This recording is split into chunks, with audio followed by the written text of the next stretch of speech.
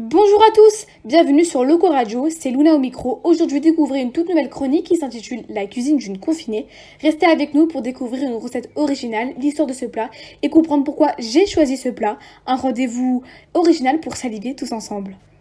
J'ai choisi de vous parler d'un plat tout simple que l'on peut déguster au déjeuner, au goûter et au dîner. Il s'agit de la tortilla de patatas. Mais pourquoi avoir choisi cette recette, me direz-vous? Eh bien, la réponse est simple, c'est une recette qui vient de mes origines espagnoles. C'était ma grand-mère qui en préparait quand la famille était réunie. Je viens de Galice et on mange la tortilla généralement au goûter à 4 heures en Espagne. C'est une tradition, mais on peut également la manger au déjeuner et au dîner. On en fait deux à chaque fois car la tortilla c'est un plat de partage avec tout le monde. Passons maintenant à la partie que vous attendez tous, la recette, la tortilla de patatas. Celle de ma grand-mère, tout d'abord, un poivron rouge, ainsi que 3 gros oignons et 6 grosses patates en lamelles fines. 8 œufs battus dans un saladier. Il faut savoir que c'est une recette pour 5-6 personnes. Chacun est libre de créer ses propres doses selon le nombre de personnes, leur goût, etc. Ensuite, dans une casserole ni trop grande ni trop petite, versez de l'huile. Il faut que le fond de la casserole soit recouvert d'huile. Commencez par cuire les poivrons, parce que ça met beaucoup de temps à cuire. Une fois cuit, on ajoute les oignons et les patates et on les laisse cuire dans l'huile. N'hésitez pas à rajouter de l'huile durant la cuisson car les patates boivent beaucoup d'huile. Une fois cuit, on égoutte les patates frites, les poivrons et les oignons, puis on les met dans le saladier des œufs battus pour faire cuire la tortilla dans la casserole. Après, on prend une nouvelle casserole, on met un peu d'huile de l'ancienne casserole à feu moyen, on verse la tortilla dans la casserole. Au bout de 4-5 minutes de cuisson, on prend une assiette et on va retourner la tortilla avec.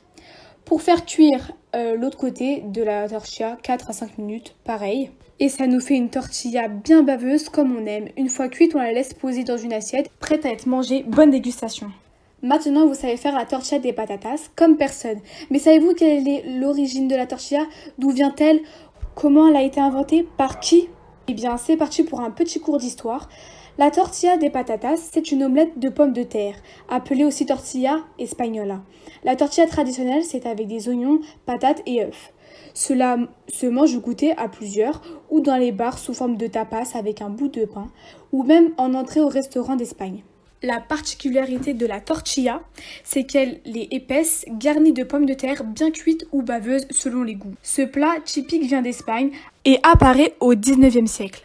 À l'époque, c'était un plat trop cher pour les pauvres, car les œufs et les patates étaient très chers en ville. Cette recette a pris de l'ampleur pendant la guerre civile espagnole, mais il y avait quelques petites différences, car à l'époque, on ne faisait pas cuire les patates avant de cuire les œufs à la poêle. Cette dernière façon de faire est née après la guerre sous la dictature de Franco.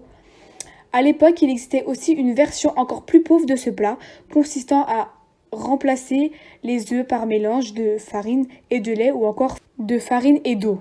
Aujourd'hui, elle reste un plat populaire, facile à faire et qui n'a pas besoin de trop d'ingrédients, qui se mange le plus souvent au dîner mais toujours au goûter. Et qui a beaucoup de variantes. On peut la mélanger en sauce, on peut l'enrichir avec du jambon de Serrano ou on peut la couper en deux, farcir le centre avec du fromage. Certains font même des recettes de tortilla de patates avec du chorizo. Voilà, nous arrivons au terme de cette chronique qui mélange souvenirs, cuisine et histoire. J'espère que cela vous a plu et vous a permis de vous évader un peu dans cette longue période de confinement. À très vite pour une nouvelle chronique, la cuisine d'une confinée sur Loco Radio.